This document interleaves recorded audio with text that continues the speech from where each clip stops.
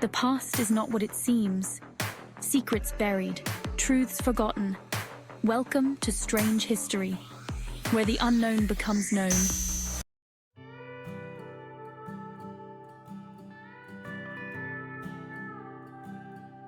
Forget what you think you know about the Wild West. The reality is far more intriguing and complex than the myths and legends that have been passed down through generations. It wasn't all Hollywood glamour and romanticized shootouts. The real Wild West was a place of hardship, struggle, and survival. It was dirtier, grittier, and a whole lot more complicated than the movies let on. Life on the frontier was a constant battle against the elements and each other. We're talking about a time when lawmen were scarce, outlaws roamed free, and danger lurked around every corner. The line between right and wrong was often blurred, when folks worked hard, played hard, and lived by a code that was as unforgiving as the land itself. Every day was a test of endurance and resilience. It's a reminder that America was built on sweat, blood, and a whole lot of guts. The pioneers and settlers who ventured into the unknown were true trailblazers. And believe me, there are stories buried in those frontier towns that would make your hair stand on end. Tales of bravery, betrayal, and survival against all odds. Today we're going to dig into the real history of the Wild West, separating fact from fiction. We'll uncover the truths that have been overshadowed by tall tales. So saddle up, folks, and get ready for a wild ride through the untamed lands of the American frontier.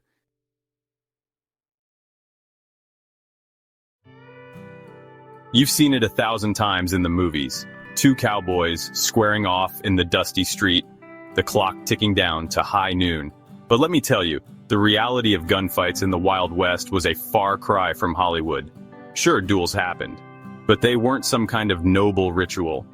More often than not, they were fueled by a potent mix of whiskey, simmering grudges, and plain old bad luck. Think about it. You're living in a rough-and-tumble frontier town where the nearest lawman is miles away and everyone's packing heat. Tensions run high, tempers flare, and sometimes the only way to settle a score is with a bullet. Take the infamous gunfight at the OK Corral. Wyatt Earp, Doc Holliday, the Clanton-McLaury gang. That wasn't a duel.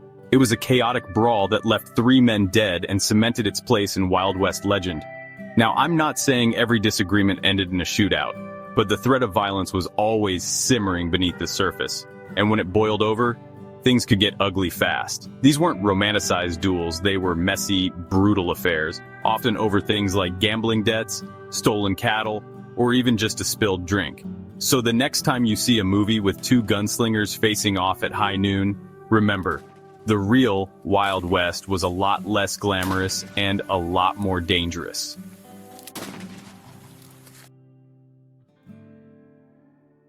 Now, when you picture the Wild West, you probably think of grizzled cowboys, grimy prospectors, and maybe a few shady card sharks. But what about the women? See, the history books often leave them out, but let me tell you, the women of the Wild West were just as tough, resourceful, and downright fearless as the men. They weren't just sitting at home, baking pies and waiting for their husbands to come back from the range. No, sir. These women were homesteaders, ranchers, business owners, and everything in between. They were the backbone of their communities, holding things together. Life on the frontier was tough for everyone, but for women, the challenges were often even greater. They had to deal with isolation, harsh conditions, and the ever-present threat of danger, all while raising families and keeping their businesses afloat. But despite these hardships, they persevered. They forged their own paths, defied expectations, and helped tame the Wild West. These women were pioneers in every sense of the word, and their stories deserve to be told.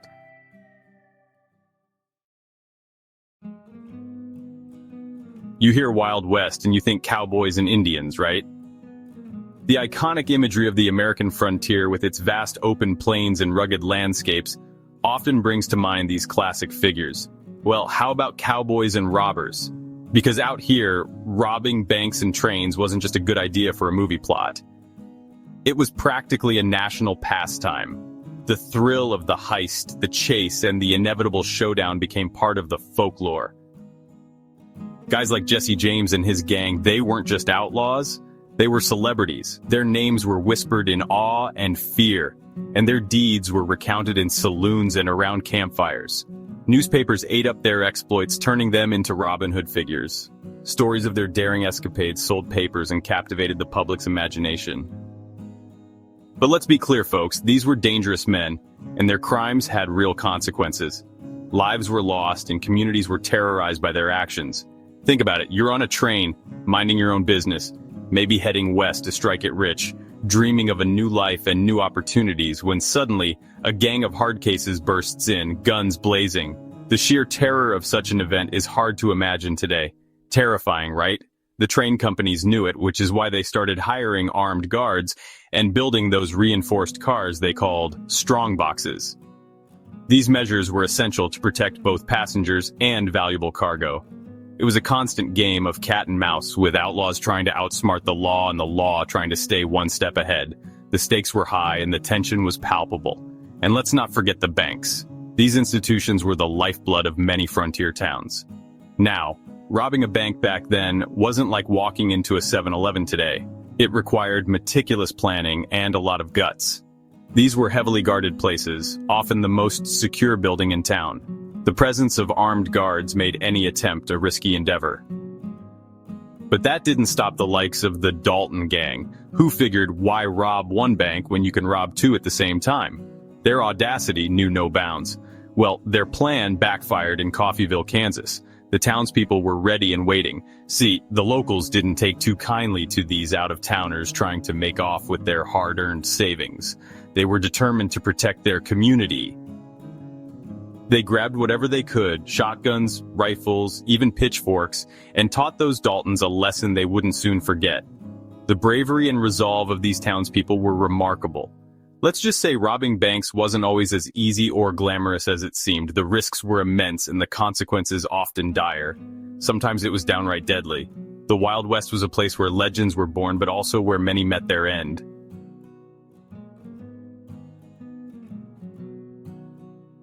Now, when we talk about the Wild West, we got to talk about the folks who were there long before the cowboys and the outlaws showed up, the Native Americans. And let me tell you, these weren't just peaceful tribes living in harmony with nature. These were warriors through and through, and they knew how to fight for what they believed in. Take the Comanche, for example. They were called the Lords of the Plains for a reason. These guys were practically born on horseback. They could ride circles around the U.S. cavalry, and their archery skills? Forget about it.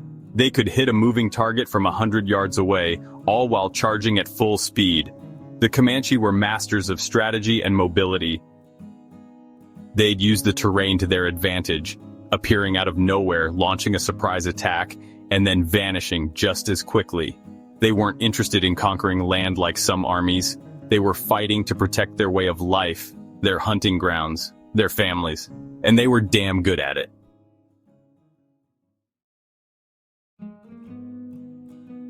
We've all seen the movies. A lone stranger rides into town, cleans up the bad element, and rides off into the sunset. It's a classic tale of good versus evil, where the hero always prevails. And hey, sometimes that's how it went down in the Wild West. The reality, though, was often far more complex and unpredictable.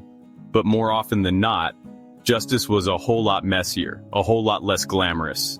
It was a world where the lines between right and wrong were often blurred. Out on the frontier, where the law was as scarce as a cool drink of water in Death Valley, folks had to fend for themselves. The harsh environment demanded self-reliance and resilience, and that's where the vigilantes came in. They were the frontier's answer to law enforcement, stepping in when official lawmen were nowhere to be found. Now, these weren't your typical lawmen. They didn't have badges or official titles. They were just regular folks, shopkeepers, ranchers, blacksmiths, who got fed up with outlaws running roughshod over their towns. They decided to take matters into their own hands. They formed what they called citizens' committees and took it upon themselves to maintain order. These groups were often the only semblance of law in the area. Sometimes it worked out all right. They'd catch a cattle rustler red-handed, give him a fair trial, or what passed for fair in those days, and string him up. Justice was swift and often brutal. But then there were the other times. The times when justice was less about fairness and more about vengeance. Take Bannock, Montana, for example. During the gold rush, this town was crawling with prospectors, gamblers, and every kind of scoundrel you can imagine. Law and order were practically non-existent. So, a group calling themselves the Stranglers took over. Now, these weren't exactly upstanding citizens. They were ruthless, operating under a cloak of secrecy, and they weren't afraid to stretch the definition of guilty. They hanged over 20 men suspected of robbery, sometimes on the flimsiest of evidence. Were some of those men guilty as charged? Probably. But were they all? Doubtful. The line between justice and revenge was often blurred, leaving a legacy of both fear and fascination.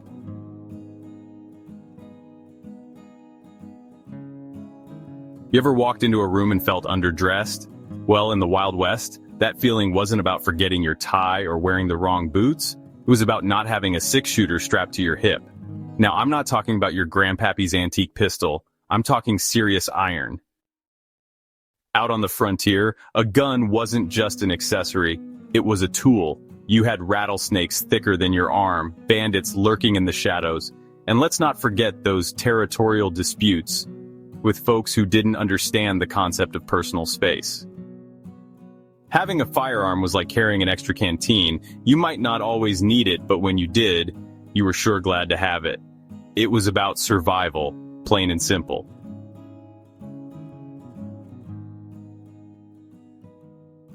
Now you hear the word outlaw and you probably picture a grizzled desperado with a week-long beard and a scowl that could curdle milk. And yeah, there were plenty of those. But the Wild West had this funny way of turning criminals into legends. It was like America's first taste of true crime celebrity culture. Take a fella like Billy the Kid. By the time he was old enough to legally buy a beer, he had a reputation that would make Al Capone blush. Newspapers ate up stories of his exploits, turning him into a mythical figure.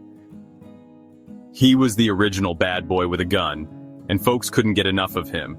And it wasn't just the newspapers. The point is, these outlaws became folk heroes, their names whispered in saloons and around campfires. They were the original gangsters, living outside the law and captivating the public's imagination.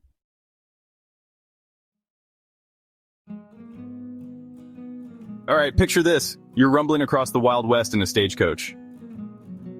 Dust is swirling, the horses are sweating, and you're stuck with nothing but your thoughts and the hope that you packed enough jerky to last the trip. But there's one more thing on your mind: bandits. See, Stagecoach Holdups weren't just a plot point in some Hollywood Western. They were a very real threat. And for folks traveling through remote territories, encountering a highwayman could turn a bumpy ride into a downright terrifying experience. Now some of these outlaws were about as subtle as a runaway train. They'd come barreling in with guns blazing, demanding everyone's valuables. But others, they were a little more refined. Take Black Bart, for instance. This guy was more interested in loot than bloodshed. He'd actually apologize to passengers before relieving them of their valuables. Now that's polite robbery.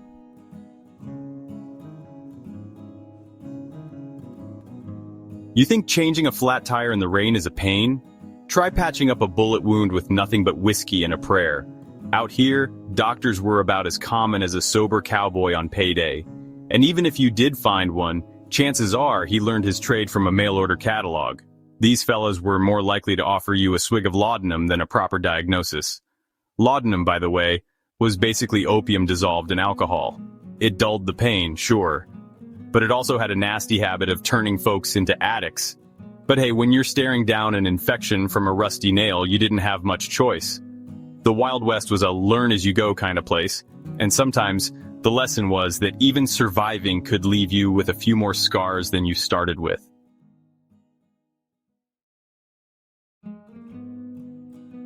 Now, I know what you're thinking. Brothels, saloons, and gambling dens sounds like one big party, right? Well, hold your horses. The Wild West wasn't all shootouts and saloon brawls.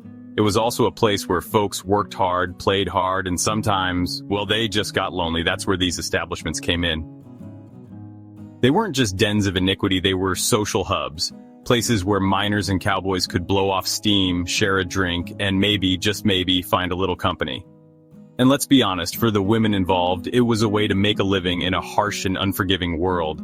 Some were escaping poverty, others were running from their past, but they were all trying to carve out a life for themselves on their own terms.